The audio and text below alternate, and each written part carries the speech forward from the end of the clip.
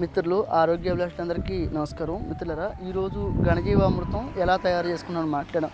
ఈ రోజున అలా పచ్చి ఆవు పేడ ఏదైతే ఉందో ఆవు పేడ తీసుకుని దాదాపుగా 1000 నుంచి 1200 కేజీలు, దాదాపుగా 100 లీటర్ల గోమూత్రం, 8 నుంచి 10 కేజీల పప్పుల పిండి, 8 నుంచి 10 కేజీల బెల్లం, 1 కేజీ నుంచి 2 కేజీలు మట్టి ఏదైతే ఉందో ఇది మొత్తం కూడా కలగలుపుకుని మనం తొక్కుకుంటామండి.